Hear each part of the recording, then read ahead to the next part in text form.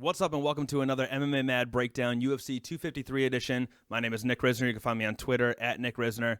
We've got an absolutely massive main event in our hands. A battle of the undefeated middleweights with the belt on the line. The last stylebender going for his second title defense, basically his third since he won the interim belt 3 fights ago, and he's still a perfect 19-0. His opponent, Paulo Costa, a perfect 13-0. All but his most recent fight have ended in stoppage, more often than not by knockout. That's 11 knockouts and 1 submission in his first 12 fights, and the submission was basically a knockout too. It all started with the hands. This dude is a devastating striker.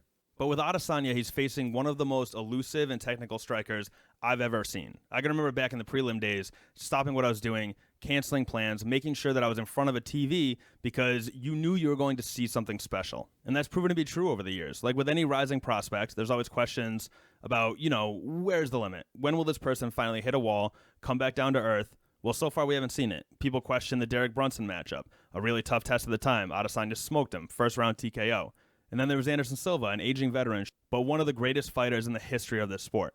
Adesanya, again, won convincingly, earning a little fight of the night bonus in the process. His next fight against Calvin Gastelum not only won fight of the night, but also fight of the year by most media members. And suddenly he's facing the champion, Robert Whittaker. Perhaps this is it. Perhaps this is where he would hit that wall, finally get his first loss. Nope. He dances his way to the cage, knocks him out in the second round, does a little Tommy gun celebration, and proves that he really is as special as people were saying. He was then heavily criticized for his fight against Yoel Romero, and rightfully so. It was boring. Now, a huge part of that had to do with, an unwillingness to engage from Romero. Adesanya's the champion, Romero's dangerous, and he did what he had to do to get the win. Now he's in a position to deliver us the fight that I think most of us wanted to see from the beginning, him versus Paulo Costa. As a compliment to Costa, the odds makers have this one pretty even. Adesanya's a favorite, but not by much, and I think it's in large part because of that stopping power.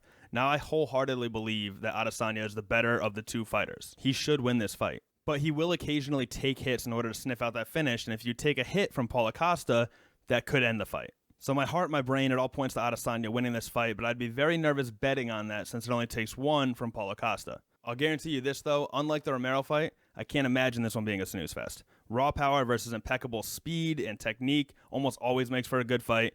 Make sure you tune in for this one, and please do not blink. We could see a flash KO from either of these guys. Quick shout out to Brandon Royval, podcast guest, as well as Connecticut's own Will Knight, always pulling for the local guys. Please subscribe to the MMA Mad podcast on Apple Podcasts, Spotify, Stitcher, whatever. And thank you to everyone who subscribed to this YouTube channel. 100,000 subscribers. It's an honor. It means the world to me. I'm extremely appreciative. So thank you. But that'll do it for this week. Enjoy the fights. I'll see you guys soon.